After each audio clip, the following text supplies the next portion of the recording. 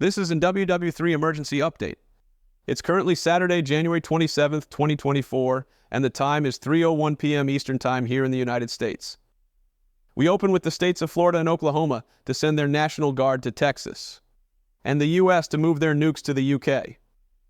In a critical recent development, Texas Governor Greg Abbott recently discussed the situation at the southern border with Tucker Carlson, highlighting the deployment of National Guard troops and other law enforcement personnel by Texas and other states. Abbott confirmed that 10 states have already sent such forces to aid Texas in response to the growing challenges at the border.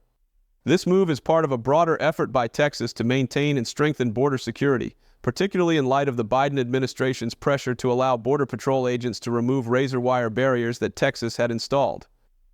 Abbott expressed his belief that all 25 Republican-led states that have pledged support would likely send additional assistance. He emphasized the significance of this collective effort as a fight for the future of America.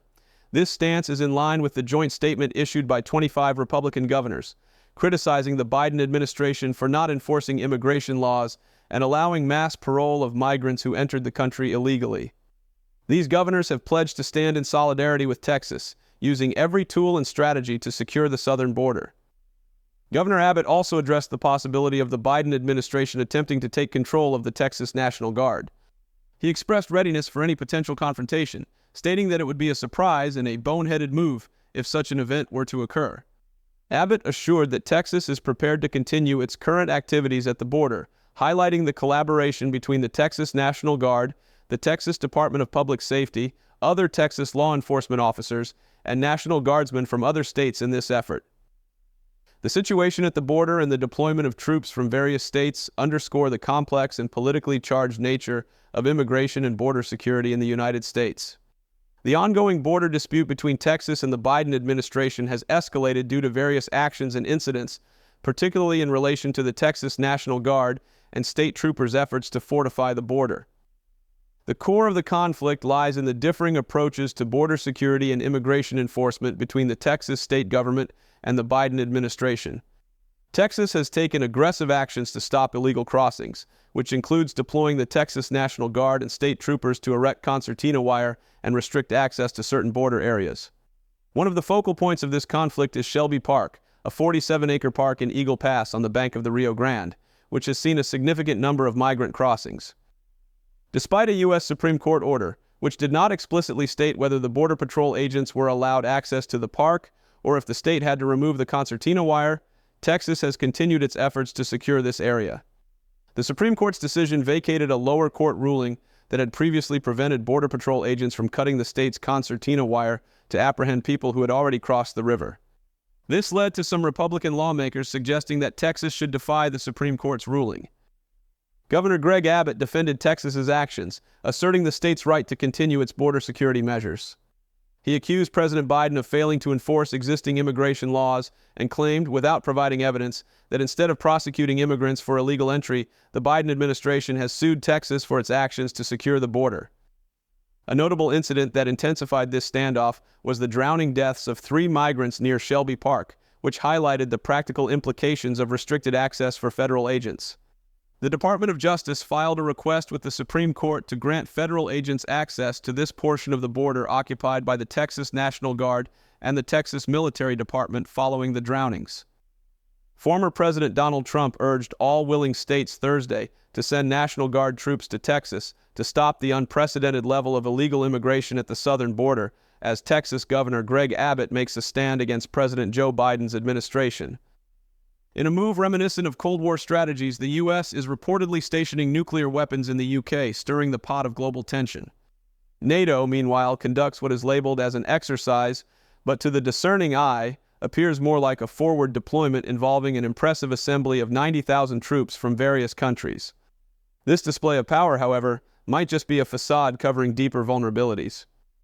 As we delve deeper into the cauldron of international affairs, the U.S. decision to reportedly station nuclear weapons in the U.K. is a move that harkens back to the tensest days of the Cold War. It's a stark reminder of the delicate balance of power that governs our world. This strategic maneuver isn't just a simple relocation of arms. It represents a significant shift in the geopolitical landscape, a chess move in a game where the stakes are planetary survival. This act alone has stirred the already turbulent waters of global tension. It sends a clear, unyielding message to adversaries and allies alike. The U.S. is prepared to respond to any threat anywhere. But beneath this veneer of strength and readiness lies a web of complexities and uncertainties. The world has changed dramatically since the Cold War, and so have the dynamics of international conflict. What was once a bipolar world is now a multipolar arena with new players and unpredictable variables. Meanwhile, NATO, ostensibly engaged in a large-scale exercise, seems to be making a statement of its own. To the untrained eye, this might appear as routine preparedness, but to those who understand the nuances of military posturing, it's a significant show of force. An assembly of 90,000 troops from various countries under the banner of an exercise could very well be a strategic positioning of chess pieces on the global board. This formidable gathering of military might sends a dual message, a demonstration of unity and strength within NATO, and a warning to any who might contemplate exploiting perceived weaknesses. Yet, one can't ignore the underlying currents that this exercise might be masking. In a world where information is as potent a weapon as any missile or tank, appearances and reality often diverge. Is NATO truly as unified and powerful as it appears, or are these maneuvers a cover for deeper vulnerabilities within the alliance? The answer to this question could redefine the balance of power in our current global landscape. This situation is further complicated by the geopolitical chess game involving Russia, China, Iran, North Korea, and other global players, each with their own agendas and capabilities. The U.S.'s move to station nuclear weapons in the U.K., coupled with NATO's massive troop deployment, might be an attempt to solidify a defensive stance in anticipation of aggressive moves from these nations.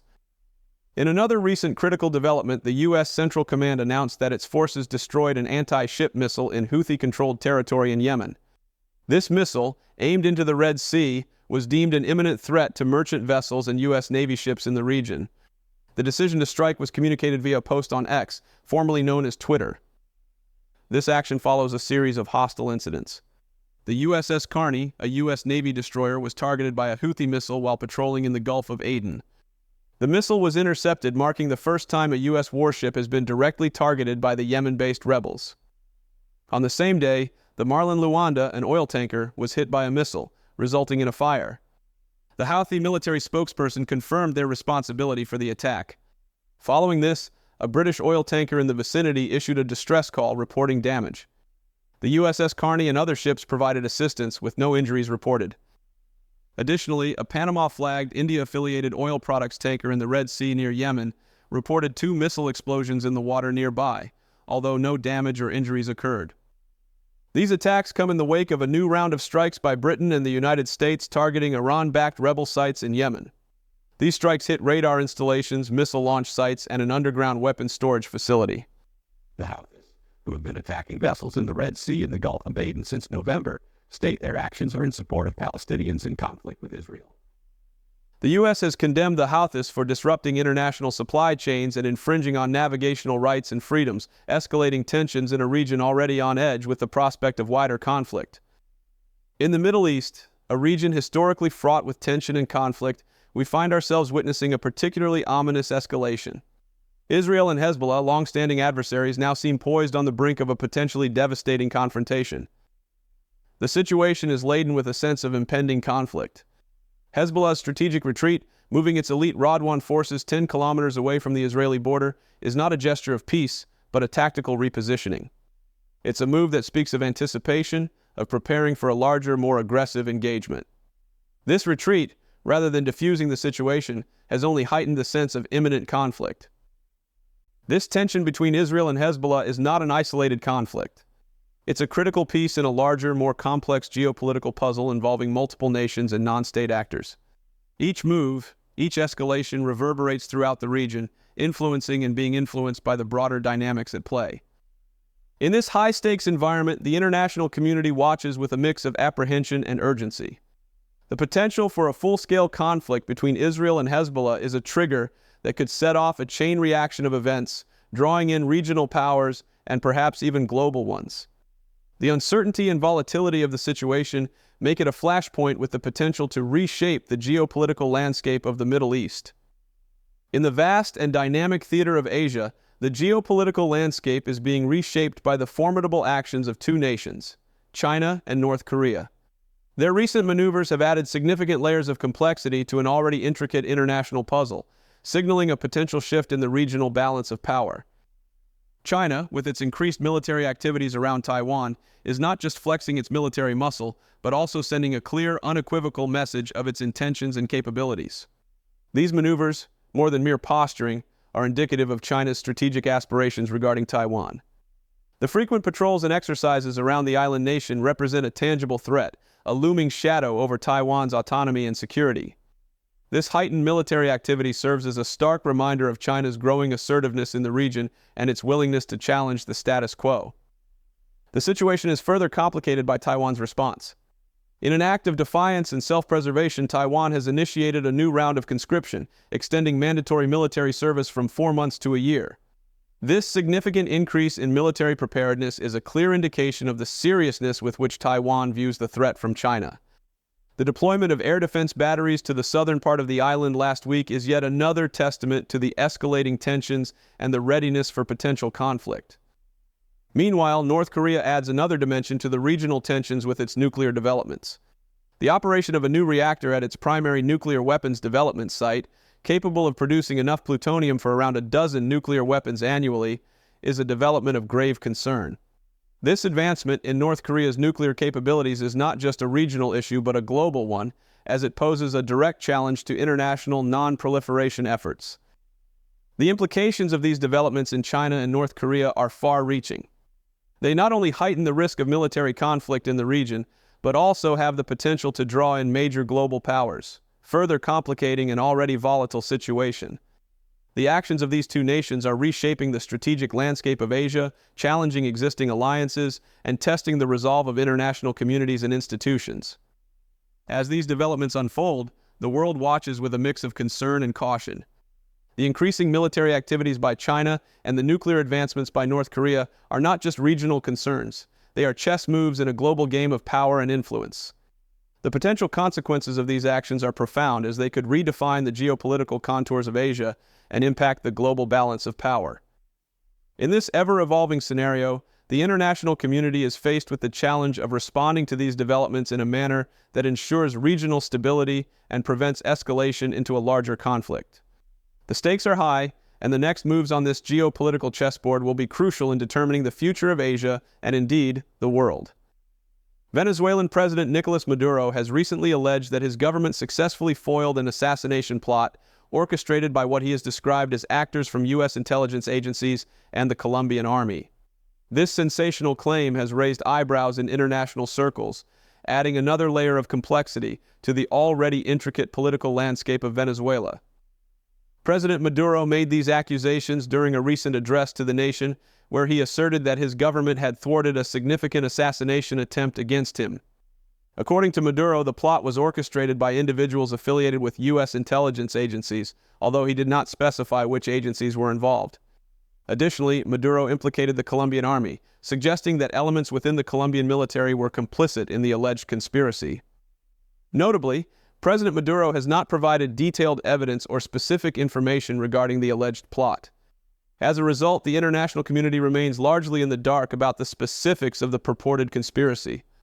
Maduro's government has yet to release any concrete evidence, such as intercepted communications, names of suspects, or other corroborating information. In response to Maduro's claims, the U.S. government, as well as Colombian authorities, have denied any involvement in such a plot.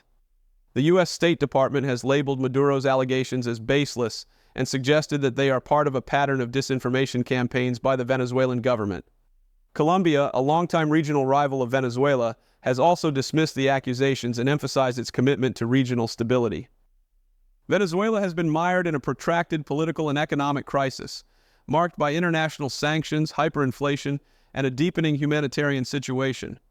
This crisis has led to a prolonged power struggle between Maduro and opposition forces. Maduro has faced multiple coup attempts and accusations of authoritarianism during his tenure as president. Given the absence of concrete evidence and the tense political climate in the region, some observers speculate that Maduro's claims may be a strategic move to divert attention from domestic issues or to further demonize perceived external adversaries. As of now, the alleged assassination plot remains shrouded in uncertainty, with many questions left unanswered. The international community continues to monitor developments in Venezuela closely, but the lack of verifiable details has left doubts lingering about the veracity of these claims. Germany's recent announcement of a civil defense plan and the planned joint military exercises between Poland and Lithuania have drawn attention in the context of evolving security dynamics in Europe.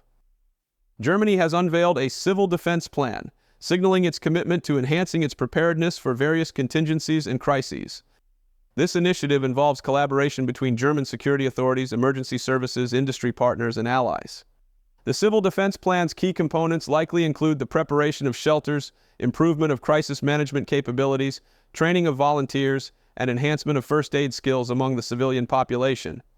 Germany's decision to prioritize civil defense preparations aligns with the growing concerns about regional security challenges in Europe, such as tensions with Russia, increased military activities, and the evolving geopolitical landscape. While Germany has not disclosed all the details of its plan, it underscores the country's commitment to ensuring the safety and resilience of its population in the face of potential security threats. Poland and Lithuania have announced their intention to conduct joint military exercises in the Suwałki Gap, a region on their shared border, scheduled for April. The Suwałki Gap is a strategically important area in Europe, situated as a narrow land corridor between Poland and Lithuania, bordering Belarus and Russia's Kaliningrad Oblast. These joint exercises aim to strengthen regional security and demonstrate the readiness of both nations to respond to potential threats. The exercises are expected to involve military units, including ground forces, and may encompass various scenarios to test preparedness. These joint exercises are taking place against the backdrop of increased military activities and tensions in Eastern Europe, particularly due to Russia's actions and its annexation of Crimea in 2014. The Suwałki Gap has been a focal point for discussions on NATO's eastern flank and the alliance's role in ensuring security in the region.